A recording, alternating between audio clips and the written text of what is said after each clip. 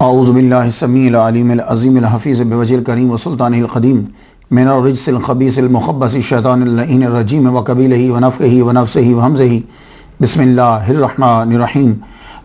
تمام نبیوں کے سردار حضرت محمد صلی اللہ علیہ وآلہ وسلم اور تمام مذاہب کے سردار دین اسلام کے پیروکاروں، سلام علیکم۔ خوش رہیں، برکتیں ہوں اور اللہ کی رحمتیں آپ کے اوپر۔ ھذا رحمت من ربی، آج کی گفتگو جو ہے وہ 8 کم 100 پر پہنچ گئی۔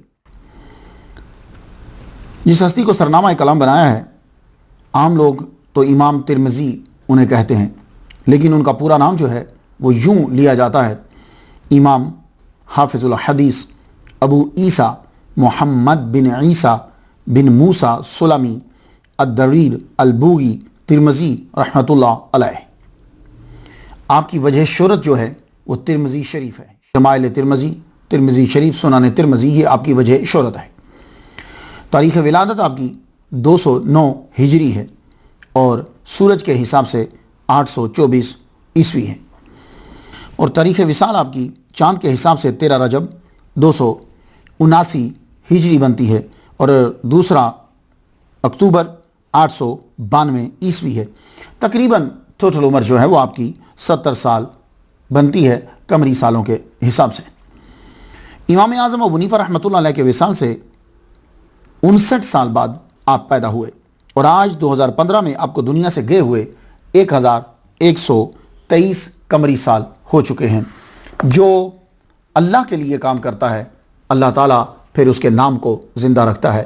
1123 قمری سال ہو چکے ہیں، لیکن آج بھی ان کا نام زندہ ہے۔ آپ کا مزار جو ہے وہ پکی اور بلند قبر ہے۔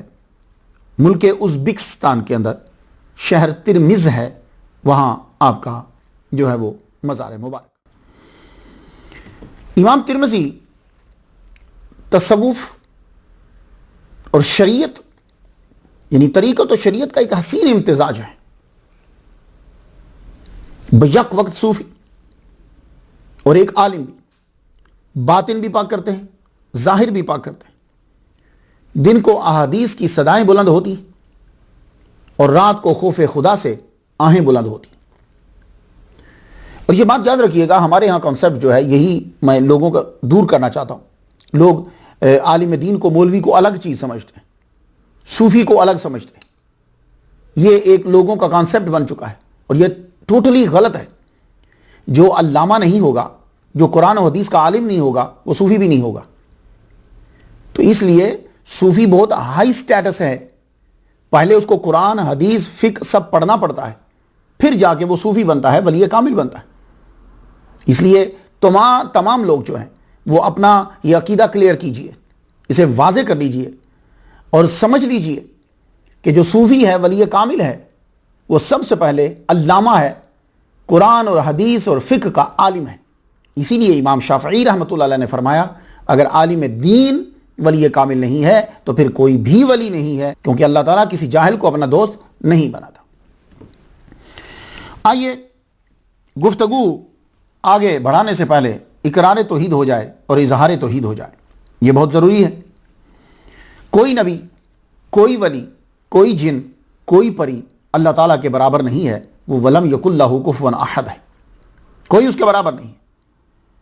جو اللہ تعالیٰ کا اس کی ذات میں شریک ٹھہرائے اور انہی شرائط سے اس کی صفات میں شریک ٹھہرائے، وہ مشرک ہے، اور جو اس کے حبیب کی تعظیم نہ کرے وہ کافر ہے۔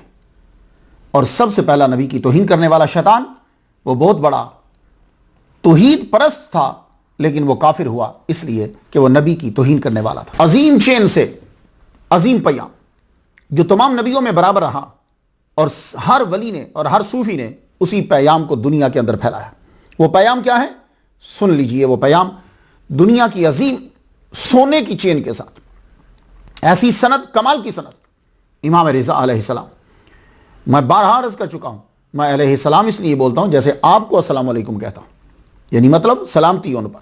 میرا یہ عقیدہ نہیں ہے کہ وہ نبی ہیں، نہیں، لیکن وہ درجے میں سرکار کا قرب ہے ان کو، تو آپ کے چچا کو آپ کو السلام علیکم کہہ سکتے ہیں، تو ان کو علیہ السلام کیوں نہیں کہہ سکتے؟ تو امام رضا علیہ السلام اپنے والد گرامی موسیٰ کاظم سے بیان کرتے ہیں، موسیٰ کاظم اپنے والد گرامی امام جعفر صادق سے بیان کرتے ہیں، امام جعفر صادق اپنے والد گرامی امام محمد الباقر سے بیان کرتے ہیں، امام محمد الباقر اپنے والد گرامی امام زین العابدین سے بیان کرتے ہیں، اور وہ سید الشہداء امام حسین سے بیان کرتے ہیں، امام حسین اپنے والد گرامی مولا علی سے بیان کرتے ہیں، مولا علی نے محمد مصطفیٰ صلی اللہ علیہ وسلم سے سنا، محمد مصطفیٰ صلی اللہ علیہ وسلم کو پیغام پہنچایا جبریل علیہ السلام نے، جبریل سے اللہ نے کہا جاؤ میرے نبی کو یہ پیغام پہنچا دو کہ وہ آگے پہنچائے، انی انا اللہ، میں ہی اللہ، لا الہ الا انا فاعبدنی، میرے سوا کوئی نہیں ہے، میری ہی عبادت کرو، من جاءنی منکم بشہادۃ، جو تم میں سے گواہی لے کر آیا، اللہ الہ بشہادت، یہ گواہی لے کر آیا کہ اللہ الہ الا اللہ، باخلاص، خلوص نیت کے ساتھ، ویسے نہیں زبان سے ادا کرا، خلوص نیت سے یہ لے کر آیا اللہ کے سوا کوئی معبود نہیں، تو فدخل حصنی، وہ میرے قلعہ میں داخل ہو گیا، ومن دخل فی حصنی، اور جو میرے قلعہ میں داخل ہوا، آمن من عذابی، وہ میرے عذاب سے محفوظ ہو گیا۔ تو خوش نصیب ہیں آپ لوگ، توحید کو مضبوط کر لیجئے اور اس کے دوستوں سے دوستی بھی مضبوط کر لیجئے۔ کیوں؟ اس لیے کہ توحید شیطان کی مضبوط تھی مگر اس کے دوستوں سے دوستی مضبوط نہیں تھی، اس لیے اللہ تعالیٰ نے اس کی توحید کو بھی قبول نہیں کیا۔ آئیے نام سے برکت حاصل کرتے ہیں۔ آپ کا نام امام ابو عیسیٰ محمد بن عیسیٰ بن موسیٰ سلمی البوغی ترمذی رحمۃ اللہ علیہ، یہ امام ہیں کہ جن کے نام پر اعتراض ہو گیا، حالانکہ ان کا نام محمد ہے لیکن چونکہ مشہور ہوئے ابو عیسیٰ سے، ابو عیسیٰ ترمذی، ابو عیسیٰ ترمذی، تو یہ جو ان کی کنیت ہے نا، ابو عیسیٰ مینس عیسیٰ کا باپ، تو آپ کے بیٹے کا نام بھی عیسیٰ ہے، آپ کے ابا کا نام عیسیٰ ہے، یہ جان، تو ابو عیسیٰ آپ کے بیٹے کا نام تھا، تو اس کنیت پر اعتراض ہو گیا۔ یہ امام کا اصل نام محمد ہے، آپ کے نام پہ اعتراض نہیں ہے، آپ کی کنیت پر اعتراض ہے۔ فیروز اللغات کے اندر ایک کتاب ہے، وہاں لکھا ہے کہ عیسیٰ کا معنی ہوتا ہے گناہ سے بچانے والا، یہ ایک معنی اس کا بیان کیا ہے۔ تو آپ کے بیٹے کا نام ہے عیسیٰ، اس لیے آپ کی کنیت ہوئی ابو عیسیٰ، عیسیٰ کا باپ۔ ویسے میں بارہا بتا چکا ہوں کہ ابو کا معنی صرف باپ ہی نہیں ہوتا، ابو کا معنی والا بھی ہوتا ہے، تو اگر ابو کا معنی والا کیا جائے تو پھر آپ کی کنیت پر اعتراض نہیں ہو سکتا۔ جیسے ابو ہریرہ، تو بلی کا باپ نہیں کریں گے، وہ عظیم صحابی بلی کا باپ نہیں ہے، بلی والا ہے۔ مولا علی ابو تراب ہیں، مٹی کے باپ نہیں ہیں، مٹی والے ہیں، آپ کے ساتھ مٹی لگی ہوئی تھی۔ ابو الاعلیٰ بلندی کا باپ نہیں، بلندی والا ہے۔ تو اب اگر ابو کا معنی والا کیا جائے تو اعتراض ہٹ جاتا ہے، لیکن ابو کا معنی باپ کیا جائے تو پھر اعتراض ہوتا ہے۔ اب وہ اعتراض کرنے والوں نے اعتراض برائے اعتراض نہیں کیا، ان کے پاس ایک بات آئی، ابن ابی شیبہ نے المصنف میں کہتے ہیں کہ باپ باندھا ہے، ما یکرہ برجل اقتنا بہ، یہ باپ باندھ کر انہوں نے کہا، حدیث بیان کرتے ہیں موسیٰ بن علی اپنے والد سے بیان کرتے ہیں کہ ایک شخص نے کنیت رکھی ابو عیسیٰ، فقال رسول اللہ صلی اللہ علیہ وسلم ان عیسیٰ لا ابن لہو، تو محمد صلی اللہ علیہ وآلہ وسلم نے فرمایا ان عیسیٰ لا ابن لہو، عیسیٰ ہیں کہ ان کا باپ نہیں ہے۔ اب حدیث کو اگر پڑھا جائے تو اس میں صراحتاً ممانعت نہیں ہے، لفظوں سے تو یہ واضح ہوتا ہے کہ حضور صلی اللہ علیہ وآلہ وسلم انفارم کر رہے ہیں، بتلا رہے ہیں کہ دیکھو عیسیٰ کا باپ نہیں ہے۔ تو وہ کس عیسیٰ کا باپ نہیں ہے؟ جو ابن مریم ہے، اس عیسیٰ کا باپ نہیں ہے۔ تو یہاں تعلیم دی جا رہی، بتلایا جا رہا ہے، لیکن اگر کوئی آدمی نبیوں کے نام پر اپنے بچے کا نام رکھتا ہے اور نبیوں کے نام پر اپنے بچے کا نام رکھنا جائز ہے، تو پھر اس عیسیٰ کا تو باپ ہوگا نا، اس عیسیٰ کا تو باپ ہوگا۔ صراحتاً ممانعت کنیت کی نہیں پائی جا رہی، جیسے حضور صلی اللہ علیہ وآلہ وسلم نے اپنی کنیت رکھنے پر صراحتاً منع کیا، صراحتاً منع کیا، تو اس میں بھی یہ کہہ دیتے ابو عیسیٰ کنیت نہیں رکھو، یہ کنیت نہیں رکھنی، عیسیٰ نام رکھ لو، جیسا حضور صلی اللہ علیہ وسلم نے ابو القاسم کے بارے میں کہا کہ یہ کنیت نہیں رکھنی۔ تو معلوم یہ ہوا کہ آپ یہ بتا رہے ہیں، ہاں یہ ہو سکتا ہے کہ کراہت ہو، کیونکہ مسلمان جو ہے وہ اس بات پہ بلیو نہیں رکھتا کہ عیسیٰ علیہ السلام کے والد گرامی ہیں، وہ یہی یقین رکھتا ہے کہ عیسیٰ علیہ السلام، اور پھر اتنے بڑے امام کہ جن کو اتنی لاکھوں حدیثیں یاد ہیں، تو کیا ان کو یہ نہیں معلوم تھا کہ ابو عیسیٰ کنیت جو ہے یہ رکھنا جائز ہے یا ناجائز ہے؟ تو انبیاء کے ناموں پہ جب نام رکھنا جائز ہے تو پھر کسی عیسیٰ کا باپ تو ہوگا۔ تو آپ کا اصلی نام ہے محمد، والد کا نام بھی عیسیٰ ہے، اور دادا کا نام موسیٰ ہے. 209 ہجری میں پیدا ہونے والا شخص تو عیسیٰ ابن مریم کا باپ تھوڑی نہ ہو سکتا. یہ ان لوگوں نے دلائل دیے کہ جو کہتے ہیں کہ ابو عیسیٰ زیادہ سے زیادہ اس کنیت میں کراہت ہو سکتی ہے. تو میں نے آپ کی نظر باتیں کرتی. تو سلامی کہتے ہیں کہ آپ عربی النسل ہیں اور عرب کے قبیلہ بنو سلیم سے تعلق رکھتے ہیں. ویسے کچھ لوگوں نے یہ کہا ہے کہ سارے آئمہ جو ہیں وہ عربی نہیں ہیں. کچھ لوگ یہ بھی کہتے ہیں کہ جتنے یہ سیاستہ کے امام جو ہیں یہ عربی نہیں ہیں. کہتے ہیں کہ ولا ہے سب. تو سلامی جو ہے کہتے ہیں کہ آپ عربی النسل ہیں اور عرب کے قبیلہ بنو سلیم سے تعلق رکھتے ہیں. البوغی، یہ آپ کے نام کیسا لفظ لگتا ہے؟ البوغی کیوں لگتا ہے؟ یہ اصل میں بغ یا بوغ، یہ میں نے دونوں پڑھے ہیں. بغ بھی پڑھا ہے یعنی واو کے بغیر، اور بوغ بھی پڑھا ہے میں نے. تو کہتے ہیں بوغ جو ہے یہ اصل میں ایک گاؤں ہے جو ترمذ سے کچھ مائلز دور تھا، اس لیے آپ کو بوغی کہا جاتا ہے کہ یعنی بوغ گاؤں کے رہنے والے. ترمذی، اس سے آپ مشہور ہوئے زیادہ. امام ترمذی بڑے ترمذی سید بھی ہوتے ہیں.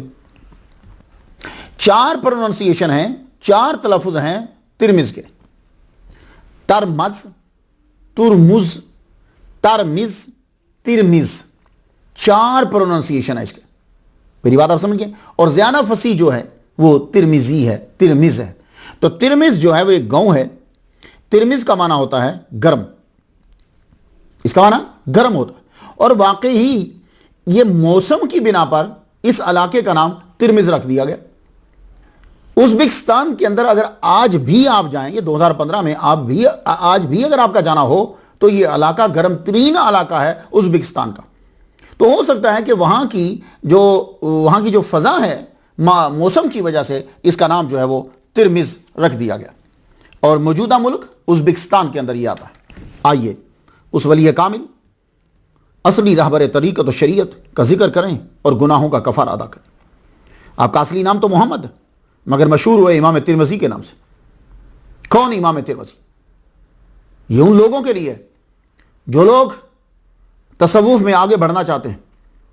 شاید کو ان کو میری تقریر سے کوئی بات مل جائے، لیکن جو میسیجز مجھے آتے ہیں پیج پہ ان سے پڑھ کر تو یقین جانیے میں سجدے میں سر رکھ دیتا ہوں. اے مالک، اس ماہ مہین پر تیرا کرم ہے کہ تو نے ہم سے یہ جو کام لیا، بڑے لوگوں کی زندگی تبدیل ہو گئی.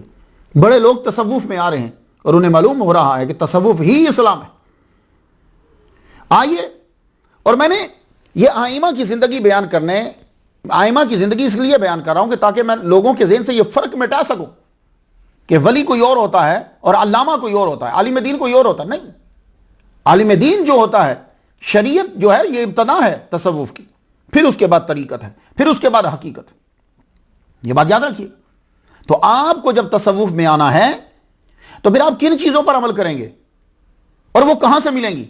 یہی میں آپ لوگوں کو دے رہا ہوں. اب آپ ماشاءاللہ آپ 92 لیکچر جو ہے وہ تقریباً 92 کے قریب تو ہو چکے ہیں. اب تو کافی آپ کا سٹیٹس ہائی تو ہو گیا. اتنے لیکچر تو یونیورسٹیز کے اندر ہی ہوتے ہیں. اب آپ سنیے کون امام ترمذی؟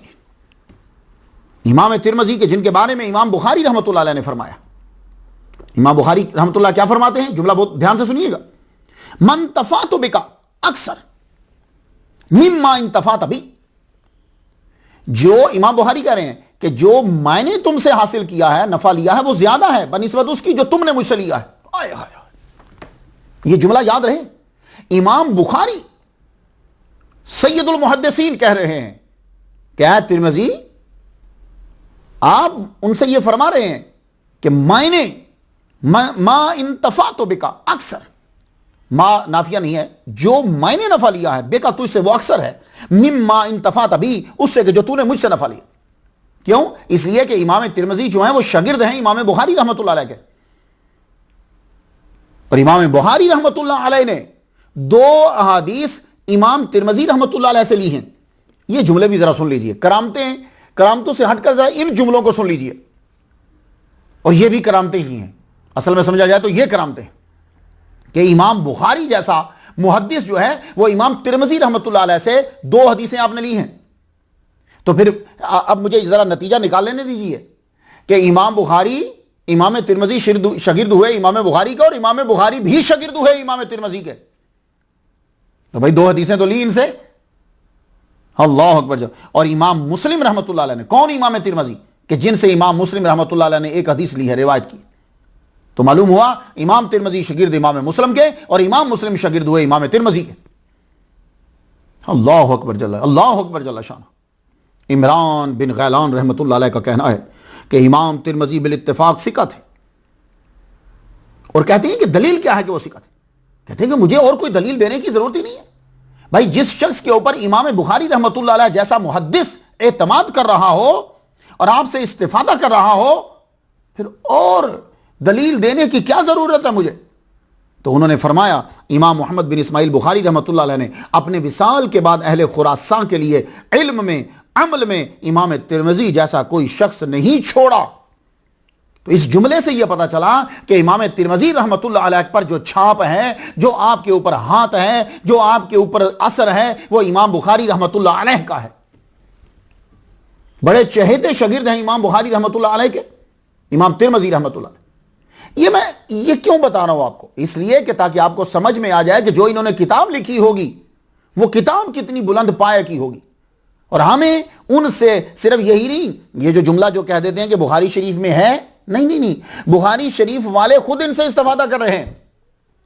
بات آپ کی سمجھ میں کچھ آ رہی؟ بخاری شریف والے خود ان سے استفادہ کر رہے ہیں. اب آ جائیے، جب آپ کو کچھ تعارف ہو گیا تھوڑا سا، اب آگے خاندان کا پس منظر کچھ تھوڑا سا معلوم تو ہو جائے. ہوتا یہ ہے کہ بچپن جو ہے وہ بہت کم معلوم ہوتا ہے ہمیں.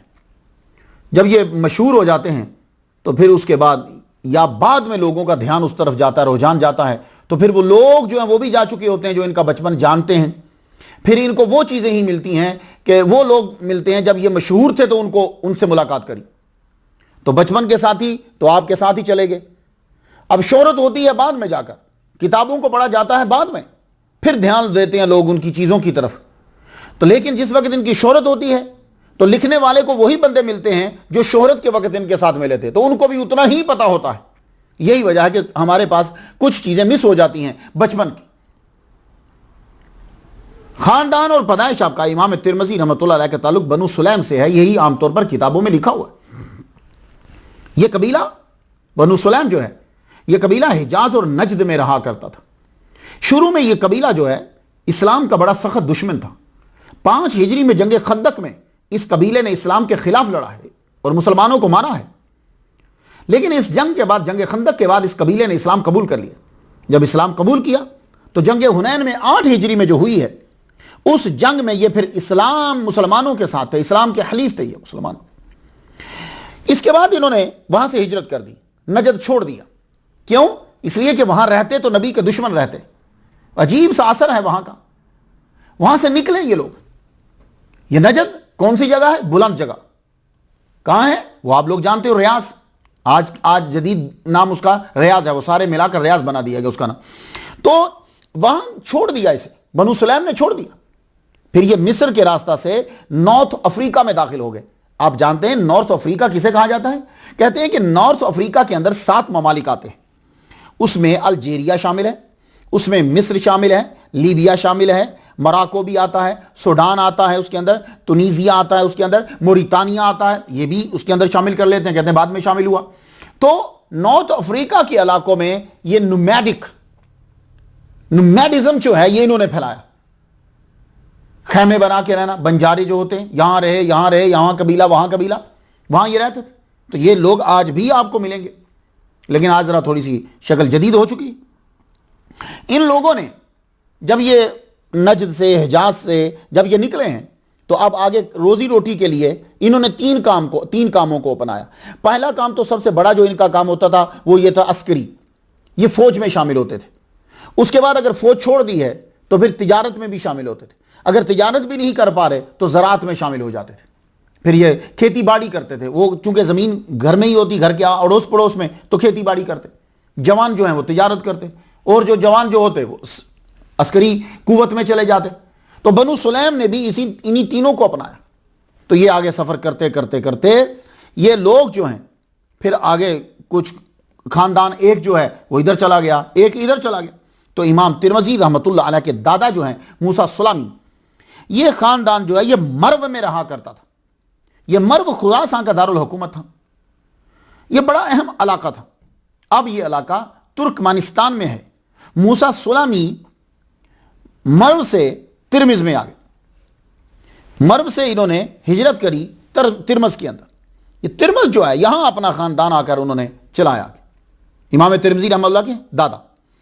ترکمانستان کا گرم ترین یہ علاقہ. تو اللہ تعالیٰ نے یہ جو امام ترمذی کے دادا ہیں موسیٰ, انہیں بیٹا عطا فرمایا عیسیٰ. اس کی پرورش کی, شادی کی. اللہ تعالیٰ نے ان کو بیٹا عطا فرمایا. 209 ہجری میں اللہ تعالیٰ نے ایک بیٹا عطا فرمایا. نام اس کا رکھا محمد. یہ نام رکھنا بتلا رہا ہے. نام سے پتہ چل جاتا ہے, جنرلی نام سے پتہ چل جاتا ہے کہ آدمی جو ہے وہ کس ماحول میں ہے, اس کا مائنڈ کیا ہے. یہ بات یہ سارا تو نہیں, 100% تو نہیں کہتا, لیکن نام دیکھ کے آپ بتا دیں گے کہ یہ فیملی جو ہے اس کا رجحان کس طرف ہے. میں کافی ساری فیملیوں کو نام سے پہچان لیتا ہوں, کبھی کبھی ہوتا ہے کہ نہیں. اب یہ نام محمد یہ بتا رہا ہے کہ آپ کے والد گرامی, آپ کے دادا, آپ کا خاندان جو ہے وہ پورا مذہبی گھرانہ ہے. تبھی تو نام محمد رکھ رہے ہیں. کوئی اور بھی تو نام رکھ سکتے تھے نا. اپنا نام, بیٹے کا نام عیسیٰ رکھا, پوتے کا نام محمد ہے. یہ نام بتلا رہے ہیں کہ یہ خاندان جو ہے وہ مذہبی خاندان ہے. اس خاندان کے اندر اسلام رائج ہے اور یہ اسلام پر عمل کر رہے ہیں. اللہ اکبر جل شانہ. تو نام جب محمد رکھا تو یہ محمد نام جب آپ اپنے بیٹے کا رکھتے ہو تو آپ جانتے ہو کہ اس کا اثر کیا ہوتا ہے. دنیا میں بھی برکت ہوتی ہے اور آخرت میں بھی اللہ تعالیٰ اس نام کے صدقے اس کی بخشش فرما دیتا. اور نام کا اثر کیا ہوا؟ نام کا اثر یہ ہوا کہ رب تعالیٰ نے بلا کا حافظ عطا فرمایا. سبحان اللہ. محمد مصطفیٰ کے صدقے سے سبھی تو چیزیں مل رہی ہیں, آپ کے نام کے صدقے سے تو مل رہی. گھر میں کوئی بڑا محدث یا مفسر ایسا نہیں کہ کوئی آپ سمجھے کہ گھر میں کوئی ماحول تھا جیسے کہ کوئی علامہ ہے, مفسر ہے, نہیں, ایسا نہیں تھا. آپ کو دین حاصل کرنے کا خود سے شوق ہوا. بنیادی تو تھا, خود سے آپ کو شوق ہوا. قرآن مجید حفظ کیا, علم حاصل کیا. اس لیے یہی وجہ ہے کہ امام ترمذی رحمۃ اللہ علیہ کی لائف میں ہم دیکھتے ہیں کہ آپ جب سفر کرنے کے لیے نکل رہے ہیں تو تقریباً 20 سال آپ کا ترمذ کے اندر قرب و جوار میں آپ کا قیام ہے. قرآن مجید حفظ کیا, ابتدائی علوم پڑھے کہ جس کی ضرورت ہوتی ہے آگے بڑھ کر, یہ ساری چیزیں کی. تو گھر میں کھیتی باڑی کی طرف آپ کو کوئی رجحان نہیں تھا. 20 سال کی عمر میں جب آپ خود مختار ہو جاتے ہیں تو آپ نے علم الحدیث کو چنا, کھیتی باڑی کو اور زراعت کو نہیں چنا. تو خاندان نے بھی پھر بعد میں آپ کی خواہش کے سامنے اپنے سر کو جھکا دی. اب آپ حدیث لینے کے لیے, حدیث یاد کرنے کے لیے نکل کھڑے, اور وہ دور حدیث کا دور تھا. آپ نے تقریباً 200 اساتذہ سے علم حاصل کیا. 200, دیکھیں استاد اساتذہ اب کم ہوتے جا رہے ہیں. کیوں؟ اس لیے کہ لوگوں نے دور دراز سے علم کو اکٹھا کر لیا ہے. ایک ایک ماہ کا سفر کر کے ایک ایک حدیث کو اکٹھا کیا, وہاں سے لیا, وہاں سے لیا, ہزاروں سے ایک ایک نے اکٹھا کیا. تو اب استاد ذرا کم ہوتے جا رہے ہیں, کیونکہ اس لیے کہ علم جو ہے وہ جمع ہوتا جا رہا ہے. علم ایک جگہ جمع ہوتا جا رہا ہے. تو 200 کے قریب آپ کے اساتذہ ہیں. آپ نے خراسان میں پہلے علم حاصل کیا, خراسان سے پھر آگے آپ بڑھتے ہیں بصرہ کی جانب, کوفہ کی جانب. 42 ٹیچرز تو آپ کے صرف کوفہ میں ہیں. اس کا مطلب ہے کہ کوفہ میں آپ نے کافی علم حاصل کیا. واسط میں گئے, رائے میں گئے, حجاز میں گئے. تو امام ترمذی رحمۃ اللہ علیہ نے پھر اساتذہ کے پاس بیٹھ کر علم حاصل کیا اور اسے یاد کیا. اللہ اکبر جل شانہ. اور یہ جو علم ہوتا ہے, ویسے بھی جس انسان کی میموری, قوت حافظہ زبردست ہوتی ہے, وہی انسان جو ہے وہ ہر مقام میں کامیاب ہوتا ہے. جو جلدی بھول جاتا ہے پریشانی ہو جاتی. تو محدثین کو اللہ تعالیٰ نے خاص نظر عنایت ہے جو حدیثوں کو یاد کرتے ہیں. حضرت ابو ہریرہ رضی اللہ تعالیٰ عنہ کا صدقہ, میرے نبی کا فیض, رب خاص کرم فرماتا ہے کہ ان کو قوت حافظہ بلا کی عطا فرما دیتا ہے. کیوں؟ اس لیے کہ انہوں نے حدیثوں کو یاد تو کرنا ہے. یہ ڈیپینڈ ہی کرتی ہے قوت حافظہ کے اوپر. قوت حافظہ جب کمزور ہو جاتی ہے تو ضبط کی شرط کمزور ہو جاتی. جب ضبط کی شرط کمزور ہوتی ہے تو حدیث کمزور ہو جاتی. یہی وجہ ہے. اب میں چند اساتذہ کا ذکر کر دوں تاکہ آپ کو اساتذہ کا بھی پتہ چل جائے اور ہمارے امام اعظم ابو حنیفہ رحمۃ اللہ علیہ کا بھی پتہ چل جائے. یہ میں نے خاص طور پر اس ٹاپک کو چنا ہے. بہت سے لوگوں نے مجھے کہا امام اعظم کا ذکر کریں, امام اعظم کا ذکر کریں. آپ کیسے سوچ سکتے ہو کہ میں امام اعظم رحمۃ اللہ کا ذکر نہیں کروں گا یا اشرف جہانگیر سمنانی رحمۃ اللہ علیہ کا ذکر نہیں کروں گا؟ یہ کیسے ہو سکتا ہے؟ پیر میرے لیے لیکن ان لوگوں کے اوپر بہت سے لوگ بول چکے ہیں.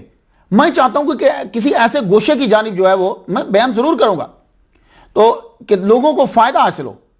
تو میں نے یہ کہا کہ محدثین کا جب تذکرہ شروع کیا تو میں نے یہ چنا اس ٹاپک کو میں بیان لازمی طور پہ کروں اس کے اندر کہ ان لوگوں نے جو علم حاصل کیا ہے وہ علم حضرت امام اعظم ابو حنیفہ رحمۃ اللہ علیہ کا ہی فیض ہے. اب آپ آ جائیے امام ترمذی رحمۃ اللہ علیہ پہ. امام ترمذی رحمۃ اللہ علیہ کے پہلے استاد امام بخاری رحمۃ اللہ علیہ, یعنی پہلے استاد کیا جو میں بیان کر رہا ہوں. ترمذی رحمۃ اللہ علیہ کے ایک استاد ہوئے امام بخاری. امام بخاری رحمۃ اللہ کا وصال ہوا 256 ہجری میں ان کو بیان کر چکا ہوں.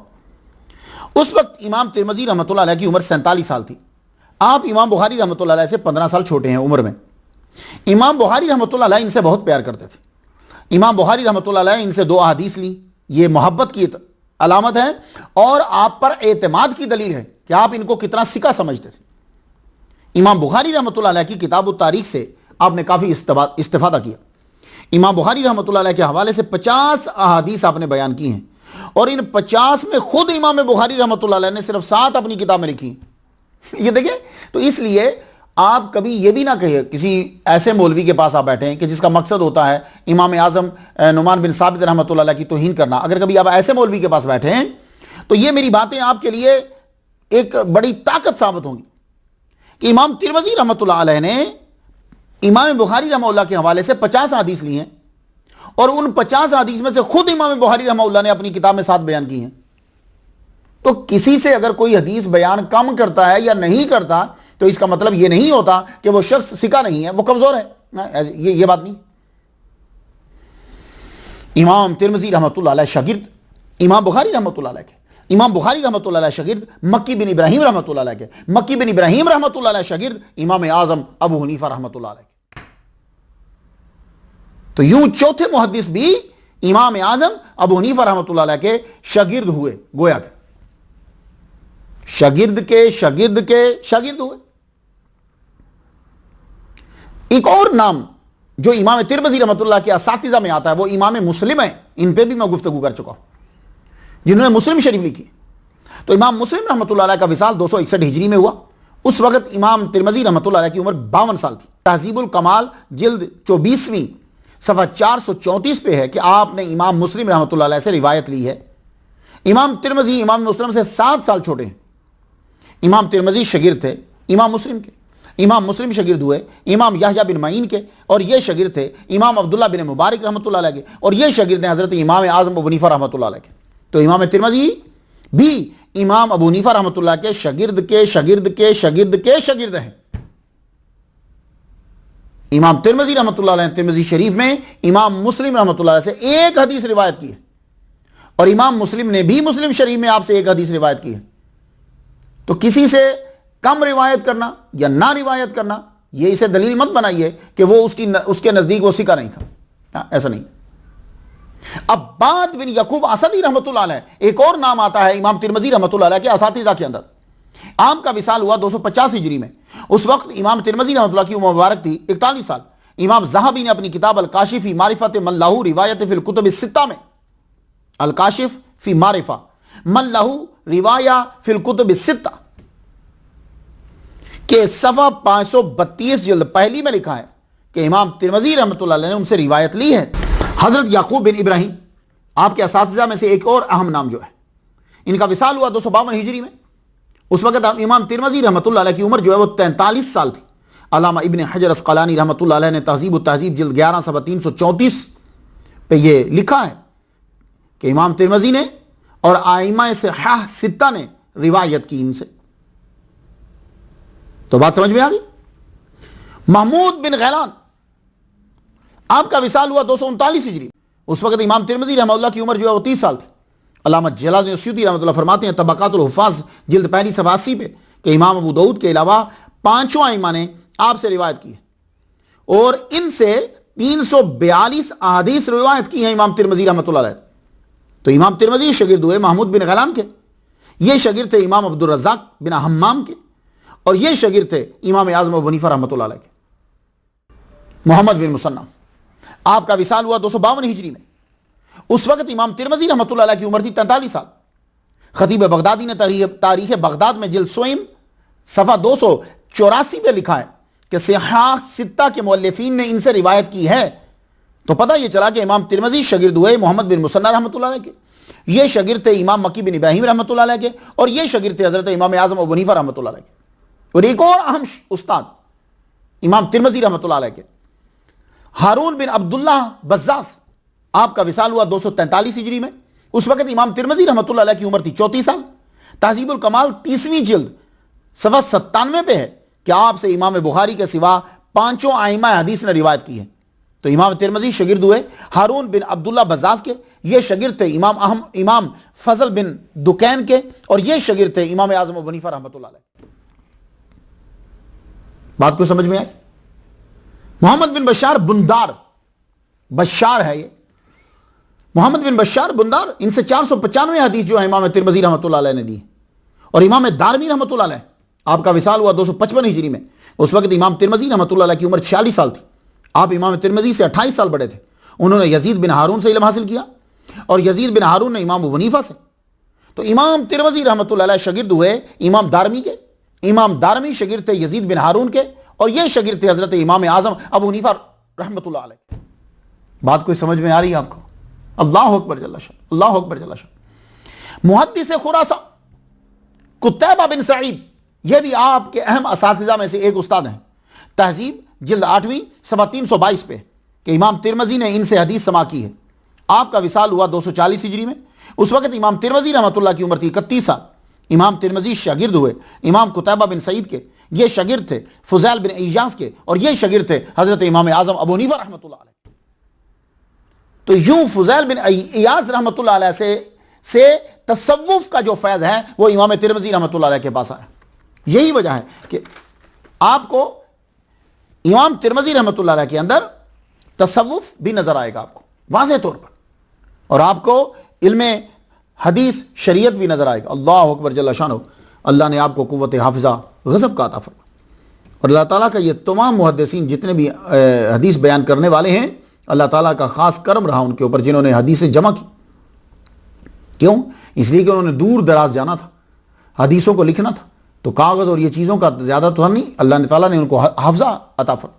اور یہ میموری تبھی پاورفل ہوتی ہے جب انسان کا کردار پاورفل ہوتا ہے، جب انسان گناہوں سے محفوظ ہوتا ہے، اور گناہوں سے محفوظ ہونے والے کو تو ولی کہتے ہیں، صوفی کہتے ہیں۔ بھنگ پینے والے کو، چرس پینے والے کو، نماز نہ پڑھنے والے کو، شریعت کے خلاف کام کرنے والے کو صوفی نہیں کہتے، یہ صوفی ہیں۔ اور یہ اتنے بڑے صوفی ہیں کہ ان کی یادداشت، قوت حافظہ سب سے پاورفل۔ اللہ اکبر جل شانہ۔ اب ان کا حافظہ اور یادداشت جو ہے وہ کتنی پاورفل ہے، میں مثال دے دوں تو بات سمجھ میں آ جائے۔ ایک مثال دیتا ہوں قوت حافظہ کی جب آپ پڑھ رہے ہیں، اور ایک مثال دیتا ہوں اس دور کی جب آپ پڑھا رہے ہیں۔ اب جو پڑھ رہے ہیں اس کی مثال ایک لے لیجیے۔ امام ترمذی رحمۃ اللہ علیہ نے ایک شیخ سے احادیث جو ہیں وہ لی، اور اس شیخ کی وہ حدیثیں آپ نے 2 جز لکھ لیے، 2 جز لکھ لیے۔ اب آپ کا من یہ چاہتا تھا کہ یہ جو حدیثیں اس شیخ کی ہیں وہ کبھی میں اس شیخ کے سامنے پڑھ دوں۔ اللہ کا کرم ایسا ہوا کہ آپ جب حج کرنے کے لیے جا رہے تھے تو مکہ کے راستے کے اندر وہ شیخ اس قافلے کے اندر مل گئے، ملاقات ہو گئی۔ آپ نے جب شیخ کو دیکھا تو دوڑے ہوئے شیخ کے پاس گئے، شیخ سے جا کے عرض کی، شیخ میری بڑی آرزو اور خواہش تھی، 2 جز جو آپ سے روایت ہیں میرے پاس حدیثوں کے لکھے ہوئے ہیں، میں چاہتا ہوں کہ وہ میں آپ کے سامنے پڑھ دوں۔ تو شیخ نے کہا ٹھیک ہے، لے آؤ، آپ پڑھ لیجئے، میں سنتا ہوں۔ آپ اپنے خیمے کے اندر گئے، امام ترمذی رحمۃ اللہ علیہ جب آپ اپنے خیمہ کے اندر گئے تو وہاں تلاش کرنے لگے اپنے صندوق میں، تو آپ کو وہ 2 جز جو ہے وہ نہیں ملے۔ آپ نے پھر کیا کیا کہ جزو کے جتنے کاغذوں کی موٹائی ہوتی ہے اتنے کاغذ ہاتھ میں پکڑے اور شیخ کے سامنے چلے گئے۔ کیوں؟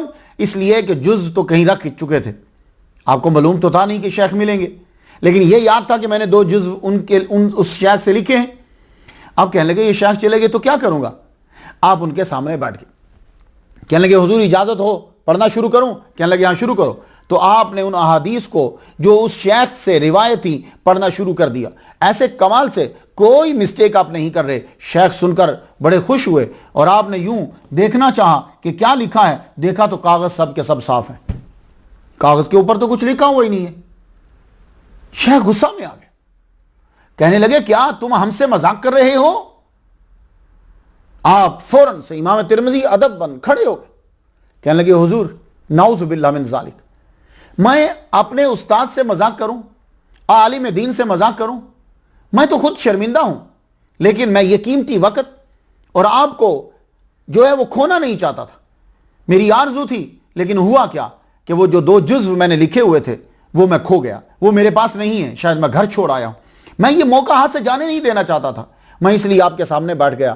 میرے قوت حافظہ، میرے حافظہ کے اندر وہ تمام جز جو ہیں وہ سارے کے سارے منوان جو تھے وہ پورے کے پورے یاد ہیں مجھے، میں آپ کے سامنے وہ پڑھ رہا ہوں۔ اللہ اکبر جل شانہ۔ استاد پھر اپنی آپ کو کہا ٹھیک ہے بیٹھو نیچے پڑھو، تم بڑے خوش ہوئے، آپ نے وہ سارے 2 جز پڑھ دیے، ایک غلطی نہیں نکلی۔ شیخ خوش ہوئے، اور شیخ اتنے خوش ہوئے کہ انہوں نے 40 احادیث مبارکہ اسی وقت آپ کے لیے مزید پڑھ ڈالی کہ جو خاص انہی سے روایت کرتا تھی۔ یہ عنایت ہوتی ہے بہت زیادہ۔ اللہ اکبر جل شانہ۔ جب آپ نے حدیث ان کو دیں تو آپ نے فوراً سے وہ حدیثیں جو 40 انہوں نے جب پڑھ کر وہ چپ ہوئے، آپ نے منون ویسے ہی وہ 40 حدیث اپنے شیخ کو سنا دی۔ شیخ نے آپ کو دعائیں دی۔ یہ ہے آپ کی قوت حافظہ کا ایک واقعہ۔ اب آپ آخری عمر کا واقعہ سن لیجئے کہ یہ کرامت ہے۔ ہم کرامتیں تلاش کرتے ہیں کہ کوئی اڑ رہا ہو، ہم کرامت تلاش کرتے ہیں کہ کوئی ہمارا کوئی چھپا ہوا سیکرٹ واقعہ بتا دے۔ اللہ کے بندو، ہو سکتا ہے کہ وہ سیکرٹ واقعہ اس کو کسی اور نے پہلے بتایا ہو۔ کوئی اڑ رہا ہے تو یہ کیا خوبی ہے، پرندے اڑ رہے ہیں تو پرندے انسانوں سے افضل ہوتے ہیں۔ پانی پہ چل رہا ہے تو کیا یہ کوئی کرامت ہے؟ جانور جو ہیں وہ جتنے ہیں، پانی کے مچھلی تیر رہی ہے تو کیا مچھلی انسان سے افضل ہوتی ہے؟ تو تیرنے والا افضل تو نہ ہوا نا۔ یہ کرامتیں ہیں، یہ کرامتیں، ان لوگوں سے ہمیں محبت کرنا ہے۔ یہ صوفی ہیں، یہ ولی ہیں، یہ اصل لوگ ہیں۔ اب یہ کم کرامت ہے؟ اب سن لیجئے ذرا، بچپن آپ کو طالب علمی کے دور کی تو بتا دی نا، اب ذرا سنیے آخری عمر کی، جب آپ پڑھانے لگے۔ کتنے بڑے آپ محدث اور صوفی اور ولی اللہ اکبر جل شانہ۔ اب یہ کرامت ذرا سن کر حیران ہو جائیں گے آپ۔ اللہ کی یاد کثرت سے کرتے تھے، کوئی ایسا امام نہیں گزرا، وہ فقہ کا امام ہو، حدیث کا امام ہو، کوئی بھی امام ہو۔ ہمارے جتنے اسلاف ہیں وہ سب کے سب تہجد ضرور پڑھتے تھے، اٹھ کر اللہ تعالیٰ کی بارگاہ میں رویا کرتے تھے، تو اللہ تعالیٰ ان پہ کرم فرماتا تھا۔ آج وہ لوگ ہم میں نہیں ہیں، کیوں؟ اس لیے کہ ہم نے صبح کی یونیورسٹی میں داخلہ بند کر دیا ہے لینا۔ کچھ ہاتھ نہیں آتا بے آہ سحر گاہی، صبح کے وقت اٹھ کر روئے بنا کچھ ہاتھ نہیں آئے گا۔ اٹھو، صبح کی یونیورسٹیز میں پھر سے داخلہ لو، پھر سے داخلہ لو، دیکھو وہاں سے کیا نالج آتا ہے۔ اللہ اکبر جل شانہ۔ آپ اللہ تعالیٰ کی یاد میں بڑا روتے تھے، بہت روتے تھے، اتنا روتے تھے کہ آخری 2 سالوں میں، اور ایک جگہ میں نے پڑھا 4 سالوں میں آپ کی بینائی چلی گئی، دیکھنا آنکھوں نے بند کر دیا، اتنا روتے تھے آپ اللہ کی بارگاہ میں۔ ایک مرتبہ آپ تبلیغ کے لیے جا رہے ہیں، انہی آخری سالوں میں جا رہے ہیں آپ کا طریقہ یہ ہوتا تھا، جیسے آج کل ہوتا ہے علماء مختلف جگہ پہ جاتے ہیں تقریر کے لیے۔ جیسے ابھی میں جمعرات کو میں گیا ہوا تھا، بافلو میں گیا، میری بڑی آرزو تھی کہ میں اذان دوں، نیاگرا فال کے اوپر اذان دوں۔ وہاں میں نے اعلیٰ حضرت کا ایک واقعہ پڑھا ہوا تھا، تو میرا دل تھا کہ وہاں پانی پہ اذان دوں میں، تو اللہ تعالیٰ نے ایسا سبب بنا دیا۔ وہ ہماری ٹیم کے ایک رکن ہے، انہوں مجھے دعوت دی، میں وہاں پھر گیا جمعرات کی بعد، میں نے پھر جا کے نیاگرا فال میں اذان دی۔ میں نے کہا قیامت کے دن انشاءاللہ یہ پانی بھی ہمارے لیے گواہی دے گا۔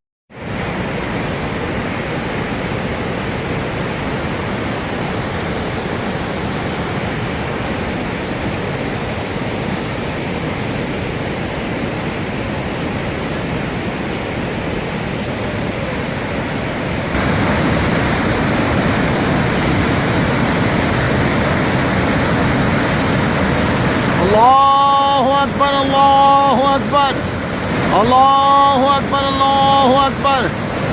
اشہد ان لا الہ الا اللہ، اشہد ان لا الہ الا اللہ، اشہد ان محمد رسول اللہ، اشہد ان محمد رسول اللہ۔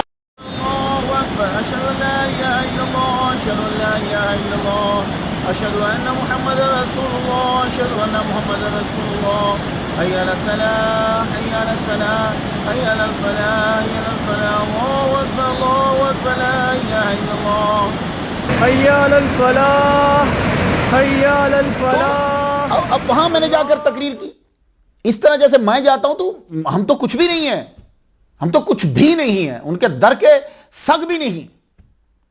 وہ تو کیا بات تھی آئمہ کی۔ آپ تقریر کے لیے جب جاتے تو آپ جوانی میں بھی جاتے تھے، تو اب بڑھاپے میں آپ جا رہے تھے تو رستے میں ایک گاؤں سے گزرے۔ جب آپ گاؤں سے گزرے تو ایک مقام ایسا آیا کہ آپ نے سر کو نیچے کر لیا، یوں جیسے کوئی چیز ہوتی ہے نا، کوئی اوپر سے آنے، اب نیچے کر کے جب گزرے تو ساتھ والوں نے پوچھا حضور سر کیوں جھکایا آپ نے؟ کہنے لگا سر کیوں جھکایا آپ نے؟ تو آپ فرمانے لگے کہ اگر میری یادداشت کمزور نہیں تو یہاں درخت ہوتا تھا، اس کی شاخیں نیچے کی طرف تھی، گزرنے والوں کو تنگی ہوتی تھی تو لوگ جو ہیں وہ سر جھکا کے گزرتے تھے۔ میں بھی ایک دفعہ گزرا ہوں یہاں سے، تو میں نے سر جھکایا کہ وہ درخت آ گیا۔ کہنے لگے جی یہاں تو کوئی درخت نہیں ہے۔ آپ نے فرمایا پتہ کرو، میری بینائی نہیں ہے، لیکن اگر یہاں درخت نہ ہو تو آج کے بعد میں حدیث بیان کرنا چھوڑ دوں گا، کیونکہ پھر اس کا مطلب ہے کہ میری یادداشت کمزور ہو گئی ہے۔ اللہ اکبر جل شانہ۔ کہاں ہیں وہ لوگ کہ ٹیکسی چلا کر پینٹ اور کوٹ پہن کر آئمہ پر جو حدیث کو جمع کرتے ہیں، حدیث پر اعتراض کرنے والے، وہ کہاں گئے؟ وہ تو اپنی چابی رکھ کر بھول جاتے ہیں۔ تو امام ترمذی کیا کہہ رہے ہیں کہ اگر یہاں درخت نہیں تھا اور میری یادداشت کے مطابق یہاں درخت ہونا چاہیے، اگر درخت نہیں تھا پتہ کرو، اگر درخت نہ ہوا تو آج کے بعد حدیث بیان کرنا ختم، کیونکہ میرے قوت حافظہ میں خلل آ گیا ہے۔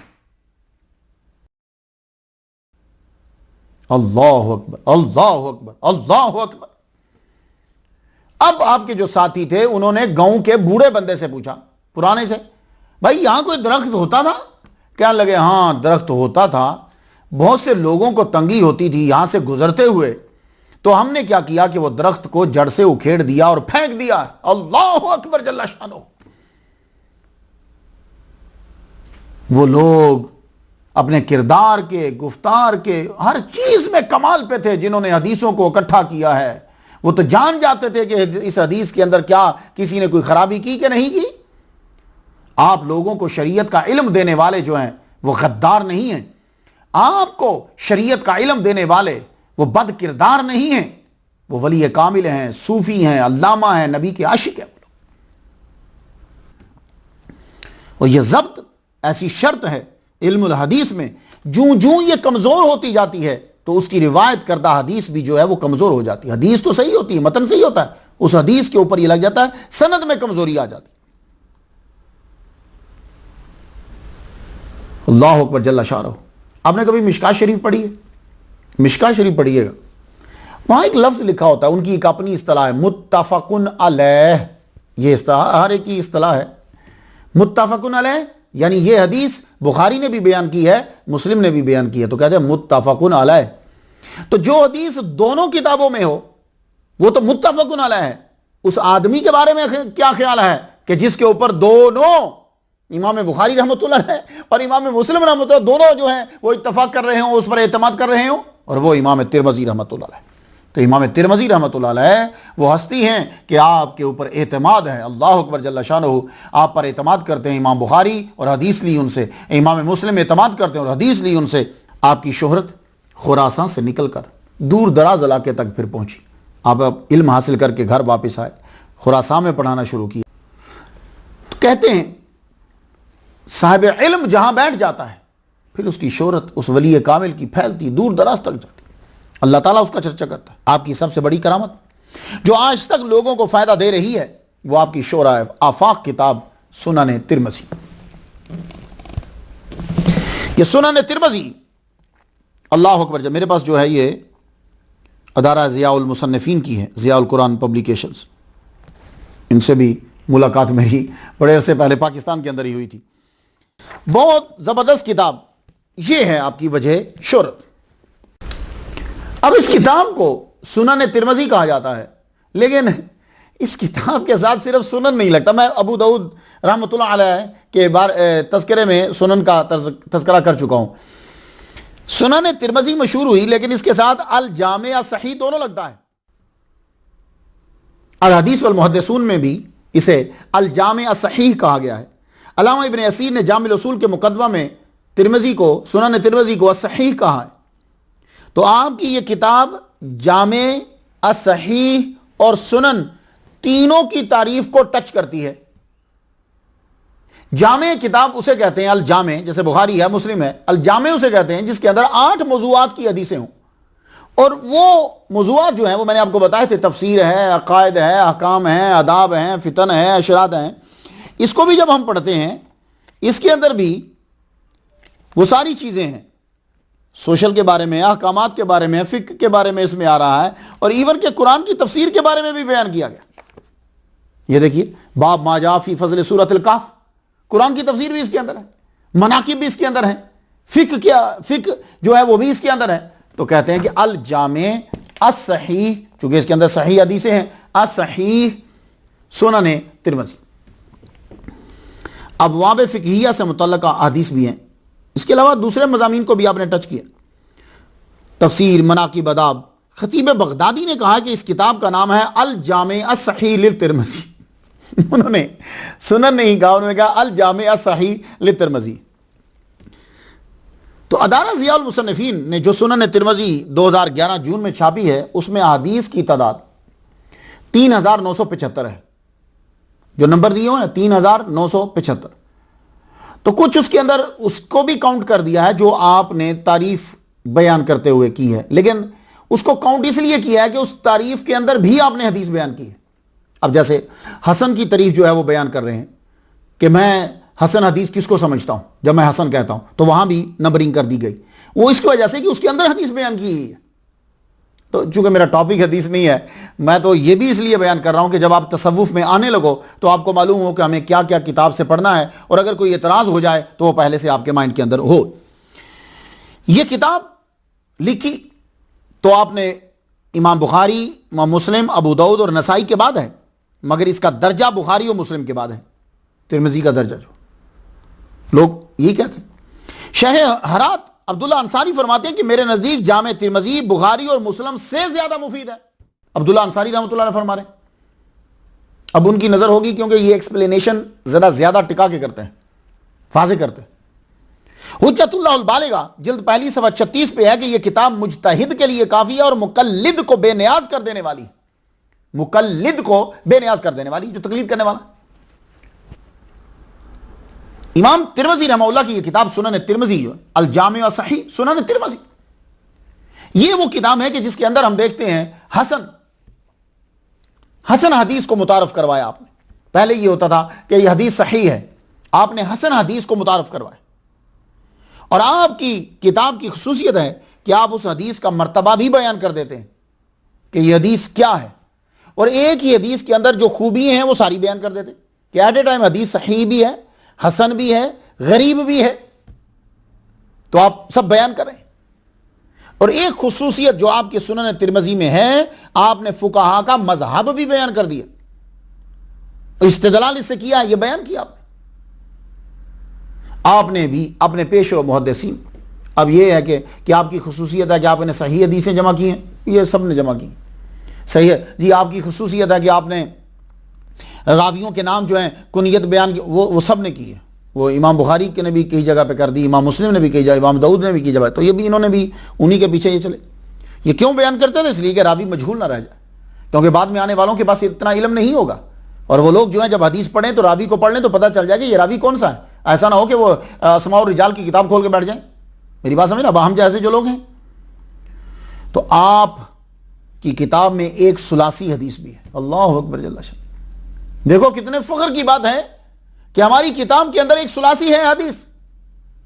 میں ثلاثیات بیان کر چکا ہوں نا، آپ ذرا سوچو کہ جب ثلاثی باعث فخر ہے تو امام اعظم ابو حنیفہ نعمان بن ثابت رحمت اللہ علیہ کا مقام کیا ہوگا کہ جن کے پاس احادیات ہیں، احادیات، بس بیچ میں ایک ہی آدمی ہے اور حضور سے بیان کر رہے ہیں، ایک ہے، اللہ اکبر جل شانہ۔ اس لیے میں کہتا ہوں اللہ سے دوستی کرنے سے پہلے اس کے دوستوں سے دوستی کرو، پھر اللہ سے بھی دوستی ہو جائے گی۔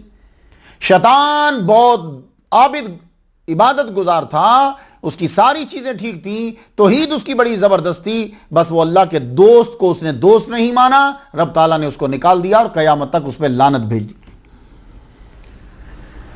کہا جاتا ہے کہ صرف 83 حدیث جو ہیں احادیث ریپیٹڈ ہیں، کہا جاتا ہے، یہ کہا جاتا مولوی سمجھ جاتے ہیں، کہا جاتا قیلہ کا کیا مقام ہوتا ہے. آپ حدیث کا وہ حصہ بیان کرنے کی کوشش کرتے ہیں کہ جو باب سے میچ کرتا ہے. تو کہتے ہیں، کہا جاتا ہے کہ ترمذی شریف کے اندر ان احادیث کو امام نے بیان کیا ہے کہ جس حدیث پر کسی نہ کسی امام کا عمل رہا ہو. اب اس امام سے مراد یہ نہیں کہ امام اعظم، امام شافعی، امام احمد بن حنبل اور امام مالک ہی ہوں، کسی امام جو فقی بڑا مشہور، اس نے اس سے استنباط کیا. میری بات آپ کی سمجھ میں آ رہی ہے؟ سفیان ثوری بھی ہو سکتے ہیں، دوسرے بھی، کوئی نہ کوئی امام ہو سکتا ہے. اور آپ وہ محدث ہیں کہ جنہوں نے حدیث کے ساتھ فقہا کا مذہب بیان کر کے ہماری جو فقہ ہے اس کو محفوظ کر لیا. آپ کہیں گے جی وہ تو آج کل بھی بڑی کتابیں ہیں. او بھائی، یہ جو بعد میں لکھنے والے ہوتے ہیں نا، یہ لکھ ہی نہیں سکتے اگر پہلوں نے کچھ نہ لکھا ہو. تو ایک چیز، پہلے کا کام پہلا ہی ہوتا ہے، خواہ وہ چھوٹا ہی ہو. یہ بات یاد رکھیے، جو پہلا کام کر گیا ہے وہی کام ہے. بعد میں آنے والا اگر اسے 3 گنا بڑا کر جائے تو وہ بھی اسی کا احسان ہے، اسی کا فیض ہے. تو آپ نے آئمہ کا ذخیرہ جو ہے وہ محفوظ کر لیا. کمپیریٹیو فقہ کو آپ نے بیان کیا. اب آگے جا کے چاہے ساری کی ساری لکھ دیں. کہا جاتا ہے کہ پوری کتاب کے اندر کوئی موضوع حدیث نہیں ہے، یہ کہا جاتا ہے. اور آپ نے کسی ایسے شخص کی حدیث نہیں لکھی کہ جس کے اوپر تہمت ہوتی تھی جھوٹ کی.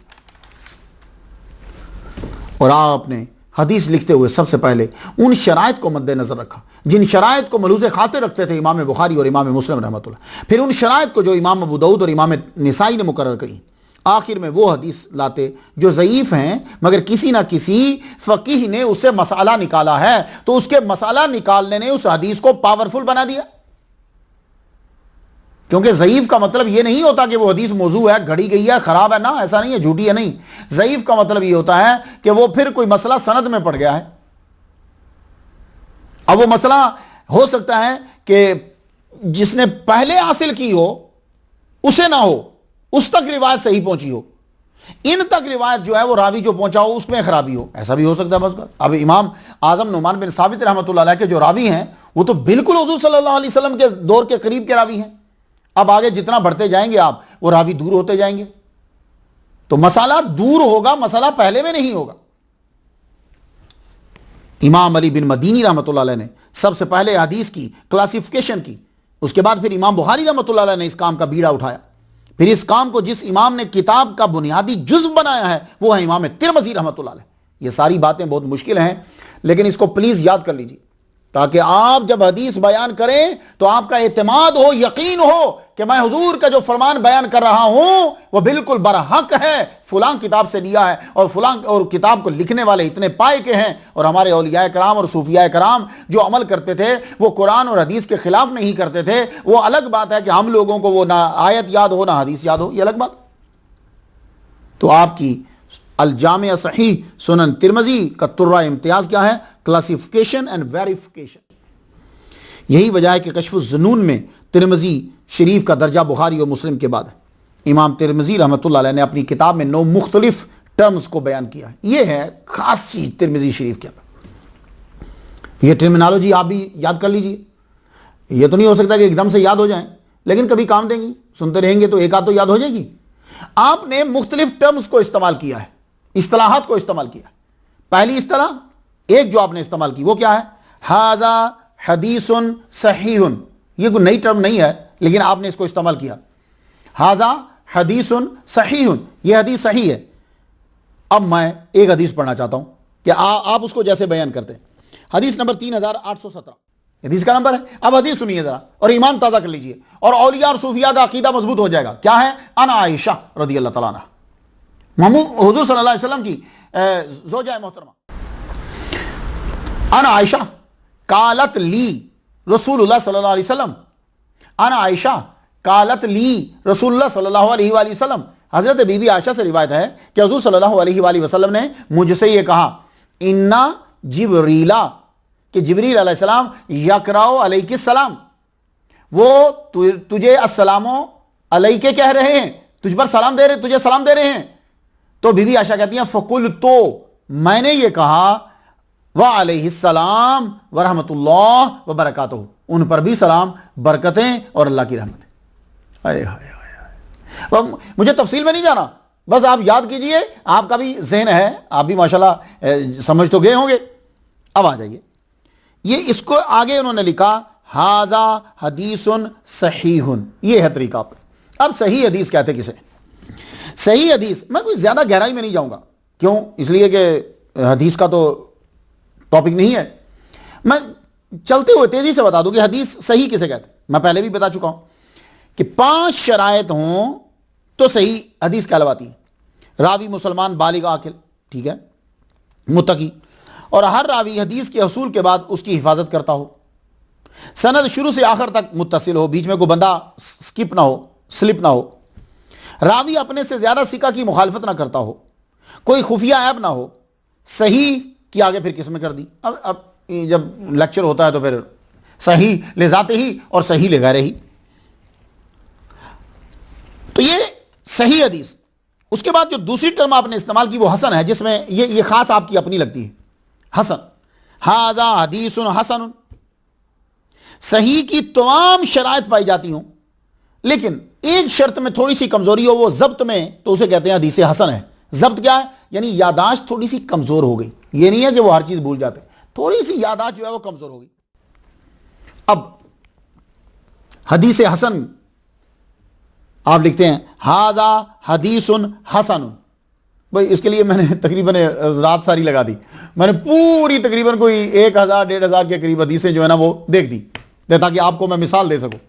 اب یہ ھذا حدیث حسن آپ کی حدیث مبارکہ 3518 نمبر. الدعاء لا يرد بین الاذان والاقامت. اذان اور اقامت کے درمیان مانگی گئی دعا رد نہیں کی جاتی. آئے ہائے ہائے. تو آگے لکھتے ہیں ھذا حدیث حسن.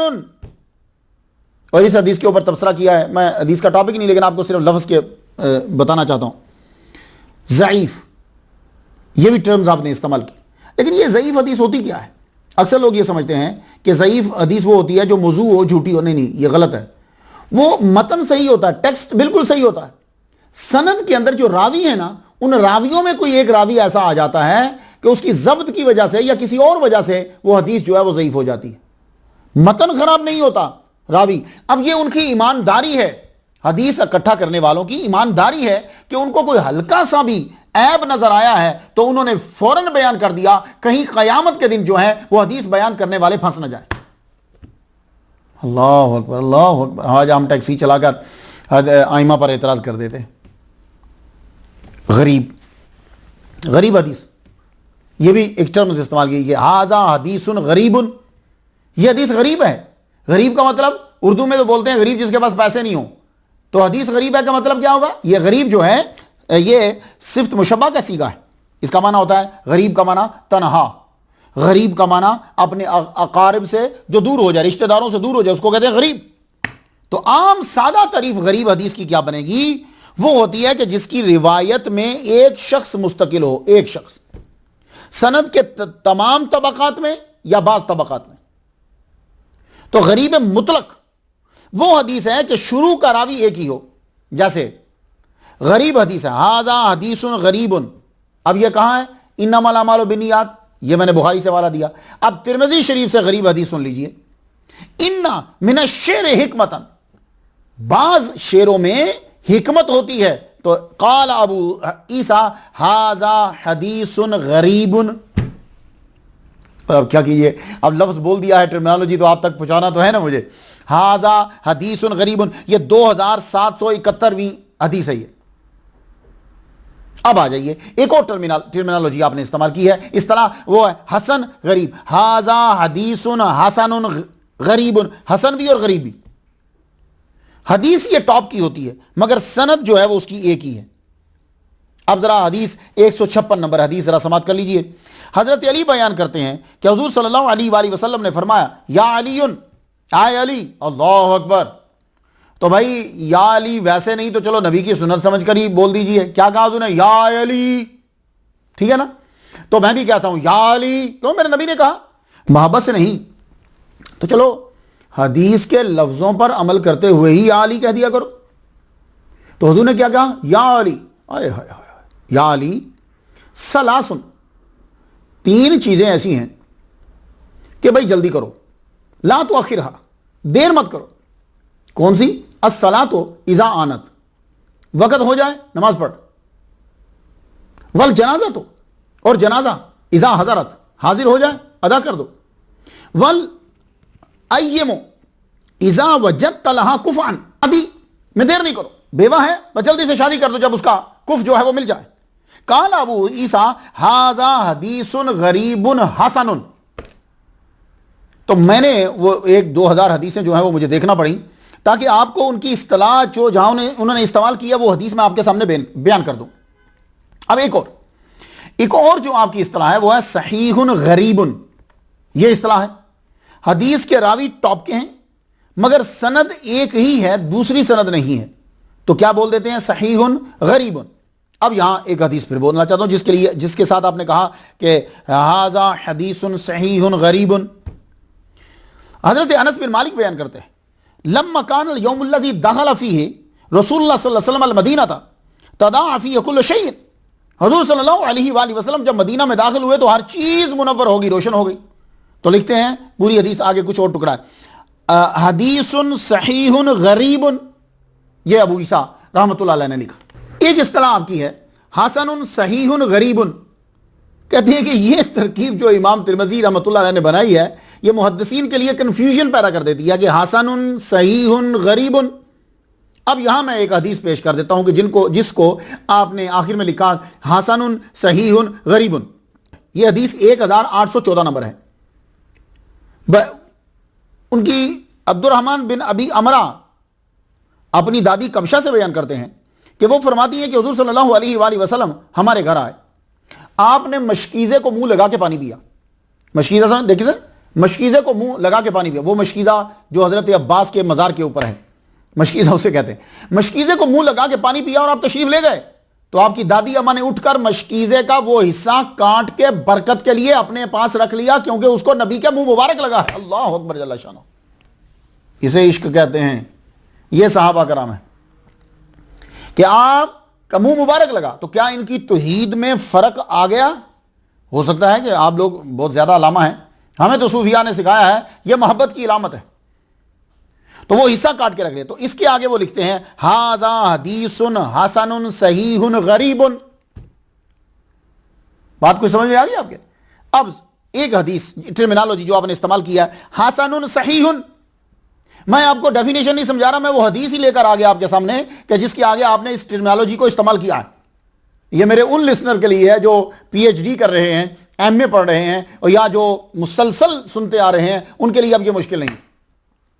ہمارے احمر بھائی ہیں، میں بڑا متاثر ہوا ہوں احمر صاحب سے، علاء الدین صاحب، اتنی لائبریری ہے، میرا تو دل چاہتا ہے کہ میں ان کی لائبریری میں چلا جاؤں۔ تو حسن صحیح، اب ابن صلاح ان سے چلیے، ان سے پوچھتے ہیں آپ کے نزدیک اس کا مطلب یہ تھا، آپ کیا کہتے ہیں؟ کہتے ہیں کہ امام ترمذی کا مطلب یہ اس اصطلاح سے یہ تھا کہ ایک حدیث آپ کو 2 سند کے ساتھ ملی، 2 سند کے ساتھ ایک حدیث ملی، ایک سند بڑی ٹاپ کی تھی صحیح کی شرائط کے ساتھ، ایک حدیث جو ہے وہ شرائط تو صحیح والی تھی لیکن تھوڑا سا ضبط میں یا کوئی مسئلہ آ گیا دوسری سند میں، تو آپ نے جب اس حدیث کو بیان کیا تو آپ نے کہا کہ یہ حدیث جو ہے یہ صحیح بھی ہے اس سند کے لحاظ سے اور حسن ہے دوسری سند کے لحاظ سے۔ یہ ابن صلاح کا کہنا، اور ابن صلاح یہ بڑا ضروری ہے، جو آدمی حدیث پہ سٹڈی کر رہا ہے نا اس کو ان کو پڑھنا بہت ضروری ہے۔ تو یہ کتاب جو ہے آپ اس میں یہ فرماتے ہیں کہ ایک سند میں وہ حدیث ایک سند کے لحاظ سے صحیح تھی اور دوسری سند کے لحاظ سے وہ حدیث حسن تھی۔ اللہ اکبر جل شانہ۔ کچھ کا کہنا ہے کہ یہ امام ترمذی رحمۃ اللہ کی اپنی اصطلاح ہے جو آپ نے اس حدیث کے لیے بنائی جو سند کے اعتبار سے حسن سے بلند ہے اور صحیح سے نیچے ہے، مگر میں نے جب اس کو پڑھا ہے بار بار تو میری نظر میں حسن اور صحیح کو اپوزٹ تو نہیں ہے، اپوزٹ تو ہے ہی نہیں۔ خیر، اب مثال سن لیجئے، ھذا حدیث حسن صحیح، جہاں آپ نے لکھا اس کی مثال، یہ جو حدیث مجھے ملی ہے یہ حدیث 1657 نمبر پہ۔ عبداللہ بن مسعود رضی اللہ تعالیٰ عنہ بیان کرتے ہیں حضور صلی اللہ علیہ وآلہ وسلم نے فرمایا صلاۃ الوسطی صلاۃ العصر، قال ابو عیسیٰ ھذا حدیث حسن صحیح، یہ حدیث حسن ہے اور صحیح ہے کہ وسطی جس کو کہا گیا قرآن مجید میں حافظوا علی الصلوات والصلاۃ الوسطی، نمازوں کی حفاظت کرو، خاص طور پر درمیانی نماز کی، تو کہتے ہیں کہ درمیانی نماز کون سی ہے؟ تو کہا درمیانی نماز ھذا حدیث حسن صحیح صلاۃ الوسطی صلاۃ العصر، صلاۃ الوسطی اصل میں عصر کی نماز ہے، جو لوگ اکثر پڑھتے ہی نہیں ہیں۔ میں نماز پڑھانے کے لیے جاتا ہوں امریکہ میں، عصر کے ٹائم بہت کم آدمی ہوتے، کبھی کبھی تو میں اکیلا ہی پڑھ رہا ہوتا ہوں، بہت کم ہوتے۔ اب ایک اور حدیث سن لیجئے جو حسن صحیح ہے، داخل النبی صلی اللہ علیہ وآلہ وسلم مکہ یوم الفتح وعلیہ امامۃ سوداء، ھذا حدیث حسن صحیح۔ محمد مصطفیٰ صلی اللہ علیہ وآلہ وسلم فتح مکہ کے دن مکہ میں داخل ہوئے تو آپ کے اوپر کالے رنگ کا امامہ تھا، امامہ این کے نیچے، اکثر ہم اپنی لینگویج میں امامہ بولتے ہیں، تو چونکہ ہماری اردو نے امامہ اڈاپٹ کیا ہے اس لیے امامہ بھی صحیح ہے، لیکن جب آپ عربی بول رہے ہوں گے، جیسے اب میں عربی بول رہا ہوں تو اب آپ امامہ بولیں گے، جب اردو بول رہا ہوں تو پھر امامہ بھی چلتا ہے، یہ بات یاد رکھیے گا۔ تو دیکھنا یہ ہوتا ہے کہ آدمی کون سی لینگویج بول رہا ہے، ہماری اردو کے اندر جو اڈاپٹ کیا ہے پروننسیشن وہی صحیح ہوتا ہے، اس لیے میں کسی کی غلطی نہیں نکالتا، لیکن اب چونکہ میں عربی بول رہا ہوں، داخل النبی صلی اللہ علیہ وسلم مکہ تھا یوم الفتح وعلیہ امامۃ سوداء، آپ کے اوپر کالے رنگ کا جو ہے وہ، اس لیے کبھی کبھی میں کالے رنگ کا بھی پہن لیتا ہوں، یہ امامہ میرے استاد محترم پہنا کرتے تھے، تو خیر اس میں کوئی مسئلہ نہیں۔ علامہ ابن کثیر نے اپنی تاریخ میں امام ترمذی کا قول نقل کیا ہے کہ آپ نے جب یہ کتاب لکھی تو یہ ترمذی شریف لکھنے کے بعد، یہ کتاب لکھنے کے بعد آپ نے اس کتاب کو علماء حجاز کے سامنے رکھا، کیونکہ وہ علاقہ ہمارے لیے متبرک ہے، مکہ اور مدینہ کے لوگ، گورنمنٹ کی بات نہیں میں کر رہا، اس دور میں جو مکہ اور مدینہ کے لوگ ہیں، جو وہاں کے علامہ ہیں، اہل بیت ہیں، سید زادے ہیں، صحابہ کی اولاد ہیں، وہ ہمارے لیے بڑے متبرک ہیں۔ اللہ اکبر جل شان۔ تو گورنمنٹ تو ہر ایک کی اپنی ہوتی ہے، اس کا تو الگ مسئلہ ہے۔ آپ نے علماء حجاز کو کتاب دی، سب نے کہا سبحان اللہ، آئے ابو عیسیٰ محمد بن عیسیٰ، کمال لکھ دیا تم نے۔ پھر آپ نے سنن ترمذی کو محدثین عراق کے سامنے پیش کیا، عراق بھی ہمارا مرکز تھا، ہماری نااہلیوں کی وجہ سے ہم سے چیزیں چھن جاتی، عراق کے سامنے انہوں نے بھی تعریف کی۔ پھر آپ نے علماء خراسان کے سامنے پیش کیا، انہوں نے بھی فخر کیا، کیونکہ آپ تو یہی کے ہیں۔ امام ترمذی نے پھر یہ جملہ کہا جب سارے علماء نے تائید کر دی کہ کتاب ٹاپ کی ہے، تو تذکرۃ الحفاظ کے اندر آپ کا جملہ ہے ومن کان فی بیتہ ھذا الکتاب فکأنما فی بیتہ نبی یتکلم۔ آپ نے فرمایا کہ جس گھر میں یہ کتاب ہے فکأنما نبی یتکلم، گویا کہ فکأنما فی بیتہ نبی یتکلم، گویا کہ حضور پاک اس گھر میں گفتگو فرما رہے ہیں۔ اللہ اکبر جل شانہ، کیا بات ہے یار، صوفی بنو، یہ چیزیں پکڑ لو۔ علامہ ابن یسیر نے جامع الاصول کے مقدمہ میں جامع ترمذی کا نقشہ ہی کھینچ دیا۔ میں کہتا ہوں کہ جو انہوں نے چند لائنوں میں کر دیا، میں اپنی پوری تقریر میں نہیں کر پایا۔ کیا کہا انہوں نے؟ وَهَذَا كِتَابُهُ الصَّحِيحُ أَحْسَنُ الْكُتُبِ وَأَكْثَرُهَا فَائِدَةٌ وَأَحْسَنُهَا تَرْتِيبًا وَأَقَلُّهَا تَكْرَارًا وَفِيهِ مَا لَيْسَ فِي غَيْرِهِ مِنْ ذِكْرِ الْمَذَاهِبِ وَوُجُوهِ الْإِسْتِدْلَالِ وَتَبْيِينِ أَنْوَاعِ الْحَدِيثِ من الصحيح والحسن والغريب وفيه جرح تعديل وفي آخره كتاب العلل۔ نقشہ کہہ دیا، خدا قسم کمال کر دیا۔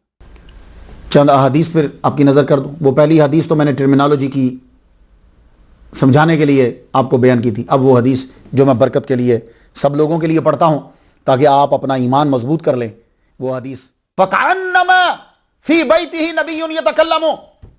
اب ذرا چند جملے، اور مجھے مکمل یقین ہے اپنے سننے والوں پر جو بیچارے انتظار کر رہے ہوتے ہیں کہ ہمارا لیکچر ابھی ڈاؤن لوڈ ہوتا ہے اور وہ بیچارے فوراً سننے کے لیے بیٹھے ہوتے ہیں، یہ موتی ہی ہیں اور میری بخشش کا سبب ہے اگر تم نے عمل کیا۔ سن لو ایک حدیث سب سے پہلے آپ کی نظر کرنا چاہتا ہوں، الجامع الصحیح ترمذی شریف سے۔ کیوں؟ جو کہتا ہے کہ میں حدیث کو مانتا ہوں، آپ نے یہ حدیثیں زبانی یاد کرنی۔ ہمارا جتنا گروپ ہے، ہمارے جتنے ہیں، ہمارے یہاں پیری مریدی نہیں ہے، ہمارے یہاں سب فیض چل رہا ہے۔ یہ بات یاد رکھیے، ہم نے یہ سلسلہ اس لیے شروع نہیں کیا، سب فیض چل رہا ہے، بس شامل ہوتے جائیے۔ اللہ کا دوست بننا ہے تو اس کے دوستوں کے دوست بن جاؤ، بس فیض آگے پہنچاؤ، دیکھو پھر کس قدر فیض تم پر نازل ہونا شروع ہو جاتا ہے۔ حدیث نمبر 388 ہے، کس سے؟ ترمذی شریف سے۔ ابو ہریرہ رضی اللہ تعالیٰ عنہ سے روایت ہے، من لم یصلی رکعتي الفجر فلیصلیہما بعد ما تطلع الشمس۔ سفیان ثوری، ابن مبارک اور امام شافعی اور احمد اور اسحاق اسی کے قائل ہیں کہ جس آدمی کی سنن صبح رہ جائے تو وہ کب پڑھے گا؟ فلیصلیہما بعد ما تطلع الشمس، وہ سورج طلوع ہونے کے بعد پڑھے گا۔ یہ حدیث بہت ضروری ہے۔ میں جو حدیث چنتا ہوں نا، وہ کوئی نہ کوئی ریزن ہوتی ہے، بس آپ یاد رکھو، کبھی کام دے گی۔ تو 388 حدیث، آپ کی سنت رہ گئی فجر کی نماز پڑھنے کے لیے، آپ گئے، دیکھا کہ امام صاحب جماعت کرا رہے ہیں اور امام صاحب سلام پھیر دیں گے، اگر میں نے سنن پڑھی تو آپ امام صاحب کے ساتھ مل جائیے، آپ نماز پڑھیے۔ اب آپ نے سنن کب پڑھنی ہے؟ جب سورج نکل آئے گا۔ حدیث نمبر 975، حضور صلی اللہ علیہ وآلہ وسلم فرماتے ہیں کنت نہیتکم عن زیارت القبور فقد اذن لمحمد فی زیارت قبر امہ فزوروها فانها تذکر الآخرہ۔ یہ حدیث نمبر 975 ہے۔ امام ترمذی جن سے حدیث لی ہے امام بخاری نے، تو حدیث کے ماننے والوں کے لیے یہ حدیث آپ یاد کر کے رکھیں، جو کہے کہ میں حدیث پر عمل کرتا ہوں اس کو یہ حدیث دو کہ حضور فرما رہے ہیں میں تمہیں منع کرتا تھا قبروں پہ جانے سے، اب میں تمہیں اجازت دیتا ہوں کہ تم قبروں پہ جایا کرو، فزوروہا، قبروں کی زیارت کرو۔ اب آپ کو اگر کوئی کہے کہ 3 مسجدوں کے علاوہ کہیں نہیں جا سکتے سفر کر کے، تو فوراً یہ حدیث آپ نے پڑھنی ہے کہ فزوروہا، قبروں کی زیارت کرو، فإنہا تذکر الآخرہ، وہ آخرت کی یاد دلاتی ہے۔ تو اب اگر کوئی آدمی اس حدیث پر عمل کرنے کے لیے داتا صاحب کی قبر پر جاتا ہے، خواجہ صاحب کی قبر پر جاتا ہے، تو وہ شرک نہیں ہوگا۔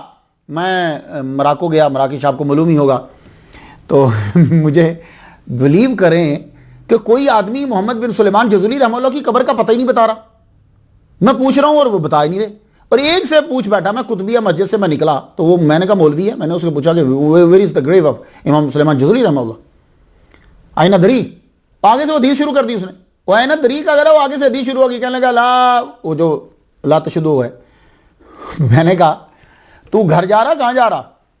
بولا میں گھر جا رہا ہوں۔ میں نے کہا تو حدیث تو نے پڑھی ہے کہ 3 مسجدوں کے علاوہ کہیں نہیں سفر کر سکتے، تو پھر گھر کیوں جا رہا؟ تو حدیث کا مطلب تو یہی ہے نا کہ 3 مسجدوں کے علاوہ کہیں نہیں جانا سفر کر کے، تو پھر نماز جاؤ گھر۔ تو بس اب یہ حدیث کیا ہے؟ اب اس حدیث کے اندر جو جملہ ہے فقط اذن لمحمد فی زیارت قبر امہ، اجازت دے دی گئی محمد مصطفیٰ صلی اللہ علیہ وسلم کو اپنی والدہ محترمہ کی قبر کی زیارت کی۔ اب آپ خدا کے لیے دیکھیے، لڑائی کسی سے نہیں، ہم تو صوفیہ کرام کے اندر تو جھگڑا لڑائی ہے نہیں، یہ تو ہمیں زیب ہی نہیں دیتا، لیکن میں ایک بات تو پوچھ تو سکتا ہوں نا یار آپ سے، حضور پاک جب اپنی امی کی قبر کی زیارت کرنے کے لیے نکلے تھے تو کہاں تھے؟ میں چپ ہوا ہوں، کچھ پتا چلا؟ مکے میں تھے۔ مکہ سے آپ چلے، اب اگر آپ جانا چاہو تو مکہ سے مدینہ کی طرف جو پرانا روڈ ہے، یہ جی ٹی روڈ پہ نہیں، پرانا جو رستہ ہے اسے جائیے گا، وہ بدر، وہاں ایک گیس اسٹیشن بھی آتا ہے جس کو پیٹرول پمپ آپ کہتے ہیں، اس سے پھر آگے آئیں، وہاں بدر کا بھی علاقہ ہے، پھر آگے چھوٹی سڑک پہ جائیں تو جاتے ہوئے مکہ کی طرف لیفٹ سائڈ پر حضور صلی اللہ علیہ وسلم کی والدہ محترمہ مقام ابوا لکھا ہوا ہے۔ حضور سفر کر کے، نیت کر کے امی کی قبر کے لیے مکہ سے مدینے کی طرف، خود بھی روئے، دوسروں کو بھی رلایا، نیت کی، قبر کی زیارت کے لیے گئے تھے نا، مقام ابوا میں مکہ تو نہیں ہے نا، مقام ابوا میں کوئی چیز تو نہیں ہے نا، قبر کی نیت کر کے گئے۔ تو جب نبی قبر کی نیت کر کے جا رہا ہے تو عام لوگ قبر کی نیت کر کے جاتے ہو نیک بندے کی، تو آپ کافر کیسے ہو جاتے ہو یار؟ کچھ سمجھاؤ تو صحیح نا یار۔ حضور پاک ماں کی قبر کی نیت کر کے گئے کہ رستے میں آ گئی؟ رستے میں نہیں آتی، نیت کر کے گئے اماں کی قبر کی، اور نیت سے یہ نیت کر کے گئے، یہ اس سے پتہ چلتا ہے کہ بار بار اللہ سے کہہ رہے ہیں کہ اللہ پاک مجھے اجازت دے، مجھے اجازت دے، مجھے نیت تھی تو اجازت مانگ رہے، تو اجازت دے دی گئی، کہا جاؤ جا کے ماں کی قبر کی زیارت کرو، لیکن یہ مت کہنا کہ اللہ ان کے گناہ بخش دے۔ کیوں؟ گناہوں کی معافی تو اس کی طلب کی جاتی ہے جس کے گناہ ہوتے ہیں، والدہ کے لیے یہ مت کہنا۔ تو دوسری حدیث مبارکہ ایک اور لے لیجئے، 3552 نمبر پر امام ترمذی نے، کہ جو استاد بھی ہیں امام بخاری کے، انہوں نے جو حدیث دیا اس حدیث کا باب کیا باندھا ہے؟ باب ما جاء فی میلاد النبی، اللہ اکبر جل شانہ، صوفیاء کے لیے بہترین دلیل۔ کیا باب باندھا؟ حدیث نمبر 3552 باب باندھا ہے، باب ما جاء فی میلاد النبی۔ تو اگر میلاد النبی شرک ہے تو یہ باب کیوں باندھ رہے ہیں اس کے اندر؟ تو حدیث ماننے والے کو اب یہ لفظ سننے چاہیے، تو اگر وہ نہیں سنتا تو سمجھ آئیے کہ وہ حدیث کو مان نہیں رہا، وہ حدیث کا استعمال کر رہا ہے۔ میلاد النبی کا آپ نے باب باندھا، اتنے بڑے محدث شرک و بدعت کر رہے ہیں۔ حدیث نمبر 1674، حضور صلی اللہ علیہ وآلہ وسلم نے فرمایا غیر الشیبہ ولا تشبہوا بالیہود، حدیث حسن صحیح، کہ اپنے بڑھاپے کو تبدیل کرو لیکن یہودیوں سے مشابہ نہ ہو۔ اب تبدیل کیسے کریں گے بڑھاپے کو؟ حدیث نمبر 1675 پہ فرمایا قال النبی ان احسن ما غیر به الشیب الحناء والکتم، بہترین چیز جس کے ساتھ بڑھاپے کی سفیدی بدلی جائے وہ مہندی ہے اور وسمہ ہے، یعنی سیاہ سرخی مائل خضاب، سیاہ سرخی مائل خضاب، یہ حدیث مبارکہ ہے۔ تو فقہا نے اس لیے کہا کہ جس کی بیوی بہت چھوٹی ہوتی ہے عمر میں، تو وہ ساتھ چل رہا ہو تو بہت بوڑھا کہیں لگتا، تو وہ جو ہے وہ کیا کرے گا، وہ اپنے بالوں کو جو ہے، یہ حدیث سے میں نے آپ کو حدیث جو ہے وہ پیش کر دی، تو جو دنیا میں آتا ہے اس نے آخر کار پھر جانا بھی تو ہے۔ آپ نے اپنی زندگی کا سفر شروع کیا 209 ہجری سے، کمال کا سفر تھا، حدیث سیکھی، حدیث سکھائی، حدیث لکھی، حدیث لکھائی، خود عمل کیا، دوسروں کے لیے آسانی پیدا کی۔ یہ سفر 70 سال کا ہے، عمر مبارک کے آخری حصوں میں، آخری سالوں میں آپ نبینا ہو گئے۔ وہ کیوں نبینا ہوئے؟ اب دیکھیے، اس کی سب سے بڑی ریزن آپ کا تصوف ہے، لیکن اس کے ساتھ باقی چیزیں بھی شامل ہوتی گئی۔ وہ کیا؟ پہلی یہ کہ آپ پڑھتے بہت زیادہ تھے۔ اس دور کے اندر جو پڑھائی ہوتی تھی وہ کیسے ہوتی تھی آپ کو معلوم ہے؟ وہ دیا جلاتے تھے۔ اب دیا سامنے پڑا ہوتا تھا تو موسٹلی یوں پڑھتے تھے، ٹھیک ہے؟ تو دیے کے قریب رکھ کے کتاب کو جب پڑھتے تو اب کیا ہوتا تھا کہ وہ دیے کی جو لو ہوتی ہے نا، وہ کیا ہوتی ہے؟ وہ ہوا سے ہلتی جلتی ہے۔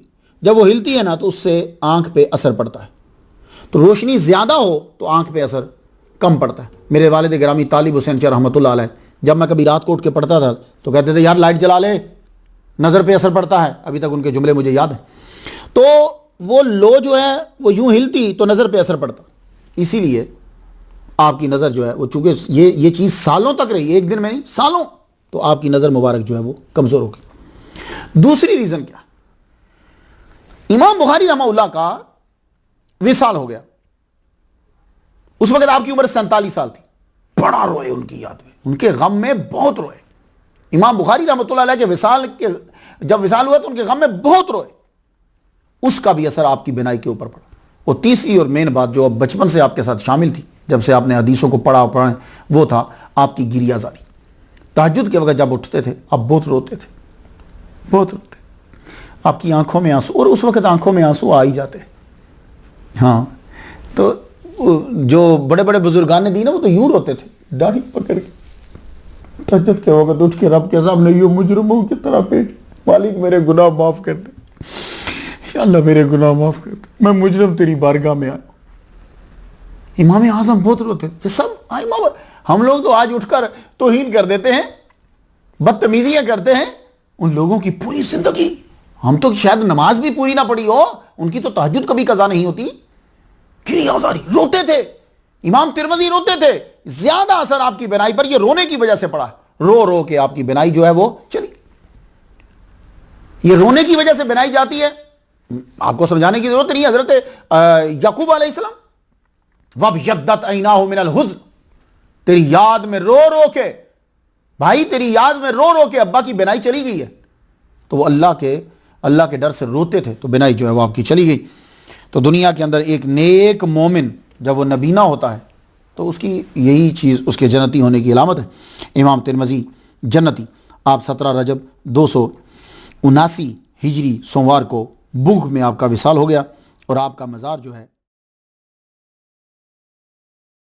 وہ ترمز میں، جو آج کے دور میں ازبکستان میں ہے، وہاں آپ کا مزار مبارک ہے۔ بڑی بلند اور پکی قبر ہے۔